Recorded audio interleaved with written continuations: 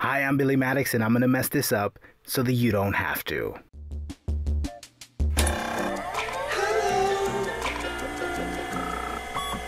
So I'm gonna start this off by saying I have no idea what I'm doing.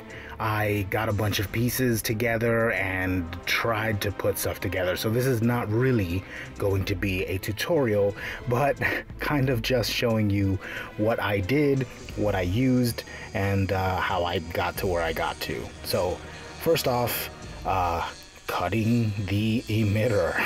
Okay, what does that mean? I don't know, man. Look, lightsabers have this like shape at the front sometimes, and I wanted that shape at the front for mine. So I cut it out the best way I knew how, which is using my rotary tool. And that was 2 halves of a flashlight, gutted, and then sanding down all the internal parts, everything that sort of holds it together, so that it could lay flush onto the pipe that I was using. That's going to be the pommel. Again, I'm showing you what I'm using. My rotary tool was like invaluable for this. But again, I will not be able to show you how to do this. I can just show you what I did.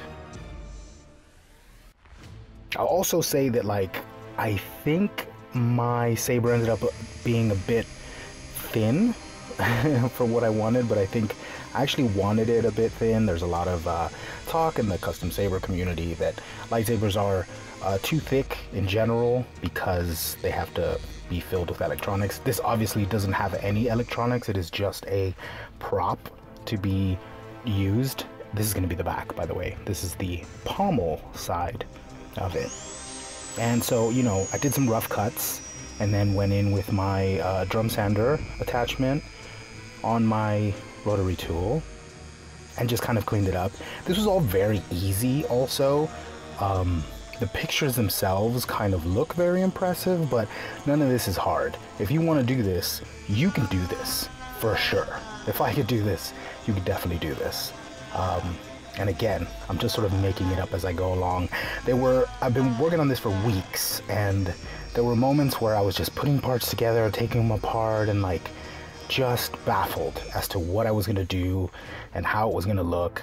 And then one day, it kind of just all came together. I just had a very clear vision one day, and I think there's nothing really I can tell you. Here, I cut this in half very easily right here because I didn't want it to be so long, so cut that in half just like I did. That's not any kind of camera trickery. Sand everything down. This is going into paint now. So I sanded everything down. As you can see, all of the shiny bits are buffed out just so that it could take paint. I did a primer of black primer, and then hit it with a silver. It is very shiny. The silver is very shiny once you add a clear coat. It dulls it down, so if you're wanting it to be this shiny, I don't know how you do that. But I do know that if you leave it like this, it's gonna chip out, you know, eventually. And these are all the pieces that I'm gonna add. Just little greebly bits, you know. I ended up using a lot fewer pieces than what I purchased at the hardware store, but you kind of need that to put together. Here I'm sort of adding the bits of greeblies, just, you know, drilling a pilot hole, you know, as you can see there, my drill bits there, I'm using a very, very tiny drill bit, and then working my way up. I just find it's cleaner that way. If you want to go gung-ho and just make it the size of your screw, that's on you. If you're more skilled than I am, you could definitely do it that way. But this is the way I know how to do it, just so that it's nice and clean, you know? I'm adding these thumb screws. These are for computer casings or whatever, computer cases. Perfect for a button for your lightsaber. Nice and shiny red one.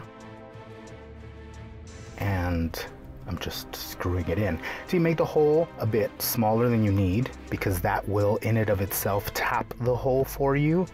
That means sort of make the threads in. I don't know why I'm saying that. Most people that watch me are much more skilled makers. I'm just using CA glue here to glue down one of those halves of that dollar store flashlight that I got. And it does have to sort of expand out a little bit. It did leave a gap, but I kind of like that as a detail, and I wanted to leave the switch in, so I left the switch in. It's a working switch. I mean, it's not working, but you know, it moves, so that's cool. Here I am just dulling down some parts that are going to be glued together. This is the very back end of the pommel, kind of inspired by Cal Kestis's lightsaber from Fallen Order. I know, I've been obsessed with that video game. But I wanted something that's like a little sticky outy for the back, and that is sticky outy. There's going to be a sort of shroud that, oh, I'm putting that in right now, that goes in on the back. Make sure everything is aligned. This will be mechanically, it's tension fit at the moment, but I will put in a screw in just a second. And this is pretty much the lightsaber here. I think I do a little weird flip thing here. Yeah, look how cool that was. Wasn't that cool? Am I a Jedi? Am I a Jedi? I think I'm a Jedi. Did you see that cool move? This whole section is about that cool move. That's the only reason why I left this clip in here, to show you that cool move. Rewind it back and watch it again. It's a cool little flip move. So I'm attaching a D-ring here to the back. I chose a 2-screw D-ring because it adds more detail, you know? If you've got an anvil, I don't have an anvil, you can sort of round it out so it fits the, you know, the circumference of it a bit better, but it didn't really bug me any, so I just left it straight, and it kind of adds a detail anyway. So that's all it is. It's adding greeblies and details to what essentially is a pipe. Here I'm using another sort of length of thumb screw, and that's what mechanically connects that shroud bit. And now I'm just adding more of them, but just as greeblies. So this doesn't really hold anything. It is literally just a knob on the side. And this is the finished lightsaber constructed before we do some weathering and some paint effects. Right now it's still in that silver, it doesn't have any clear on it or anything like that. I went in with some gold because I wanted to do that really thin neck that you see at the top by the red button. I wanted to do a copper, so I sort of mixed a sort of, you know, brownish orangish color with gold to see if it would work. It does. It does give me the color that I want, and I was able to kind of paint it there, but it just wasn't really my vibe. I don't know, I didn't like the vibe of it. See, there it is. I didn't like the vibe, you know?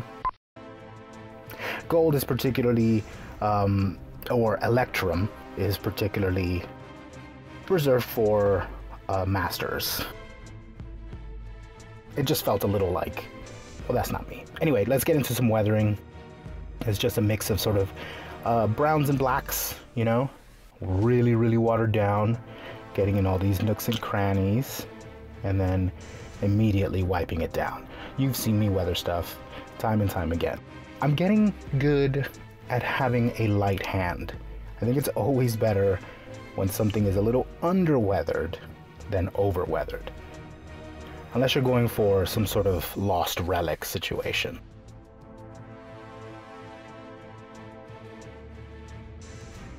But I do think that doing a lighter touch kind of looks more naturally weathered than doing something that looks beat to shit, you know?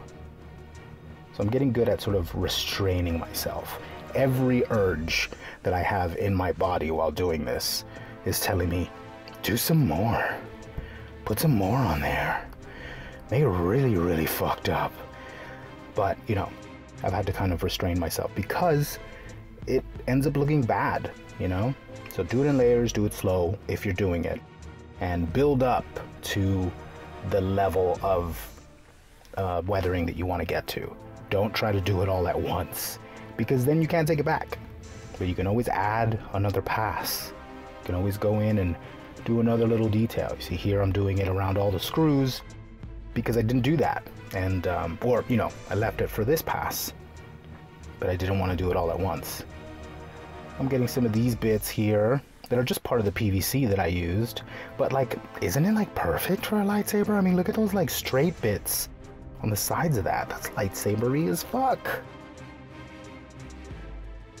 So I'm just, you know, trying to darken it around it so that it sort of pops a bit more. And then I'm going to hit it with some rub and buff, I'm sure, in a second. Oh, I'm showing you the weathering. Hold on. Hold on a second. I'm showing you the weathering. Jesus. Why don't you be patient? I'm just kidding. You've been patient. If you've been watching this far, you've been pretty patient. But yeah, you know, it just calls out some details. That's all that weathering does. Oh, I skipped the rub and buff? Oh no, I did the rub and buff last. Okay, so I wanted to do sort of heat oxidation. I think that's what it's called. And I kind of devised a way that works really well. I put the paint onto a paper towel and then I blot, okay? I blot and then I wipe away and then I blot some more and then I wipe away. And what I want it to look like, it's the actual quote-unquote metal that has changed color because of the heating up and cooling down, right? I don't want it to look like paint. I've done it in the past and it looks really good, but it ends up looking like paint. But with this blot method, it really works.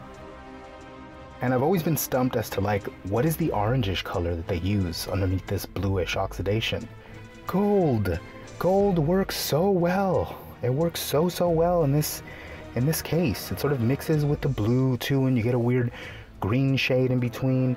It's exactly what you need. See here, I'm wiping it down. See, subtle. There we go. Heat oxidized. Just subtly. Doesn't look like it's paint on there. It looks like it's actually in the metal, quote unquote, you know? And then I did some scorching on the inside. I did the oxidation on the inside as well. Now, rub and buff, here we go. Of course I did this last. Of course I did. So, you know, just hitting the high points. That little weird round thing. That round thing. Those straight bars. You know, hit all of the high points. This is going to be a subtle thing. It's not something that you'll really see. It's something that'll catch the light. I did it on all the knobs and whatnot, really subtly. You can see some of these have a little bit of weathering to them. You see? This is after the clear here. You see how the chrome, the silver has sort of dulled down a little bit, which is what I like. It looks a lot more like metal now. A lot more like a lightsaber, rather than it being really sort of shiny and chrome. Didn't really like that look. But, you know, you could do it if you want to. And that's pretty much it. I think I kind of smashed it.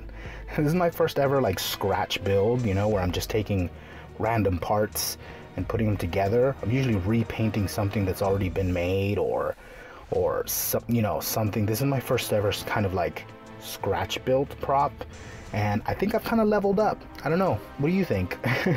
This makes me feel kind of like I could do anything, and I think I'm gonna do some more because I have so many parts left over. So I think I'm gonna do another one later, but this is what I'm gonna take with me to Galaxy's Edge, hanging off my hip, off that D-ring. But yeah. Oh wait, here's some beauty shots. Some beauty shots. I forgot the beauty shots. Get a really close-up look. See, I'm using the details that were already on the PVC to enhance, you know? I think it did an alright job. I don't know. I really love it. I'm really proud of myself. Thanks so much for watching. Roll the thing!